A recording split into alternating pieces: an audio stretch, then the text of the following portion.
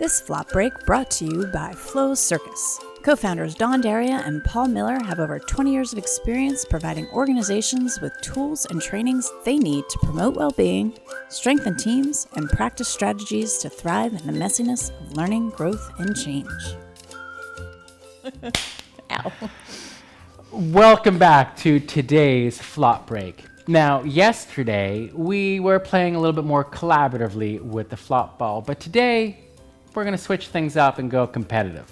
Now, if you've been in one of our sessions, you may remember the clapping contest. So that's what we're going to do today. You can do it by yourself, or you can grab a family member from another room, or you can challenge a colleague that might be working remotely and do this from different offices.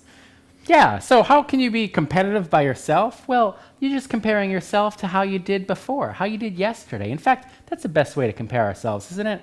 To compare ourselves to who we were and not to other people. So it's something you can do as a one-time thing, or it can be something that you can do over the course of today and tomorrow and kind of see how you improve over time. Yeah, so the clapping contest or the clapping challenge.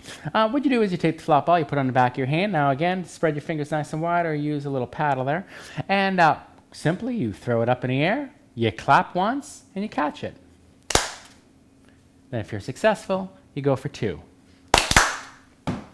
Or not. It gets tough real quick.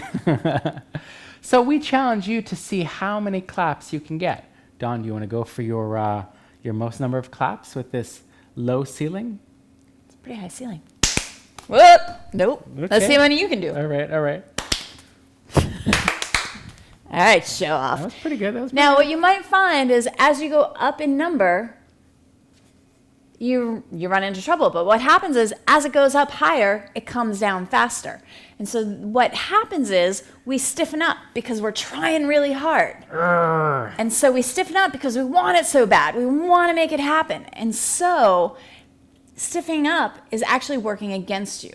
What happens is as it goes up higher, it comes down faster. And so what you need to do is you actually need to soften more to absorb that energy. Yeah.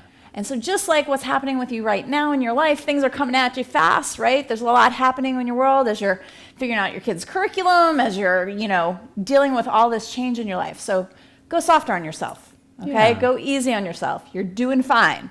And so just like with the clapping contest in your world, just go softer on yourself. Lessen the pressure on yourself. Right. You're doing just fine. In fact, a lot of times when we're exercising or when we're trying something really hard, what we do is we have a tendency to hold our breath. And now what that does is it tightens up our body. It stiffens us up. And what do we hear? We hear to soften, to breathe. And so the key here is going to be to soften.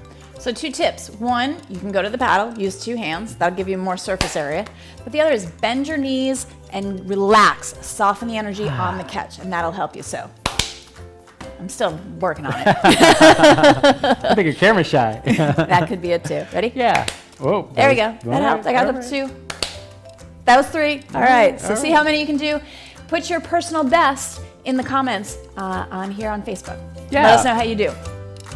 Yeah. And do I have anything else to say? I think that's it. I think that's it. Flop on. Yay, flop.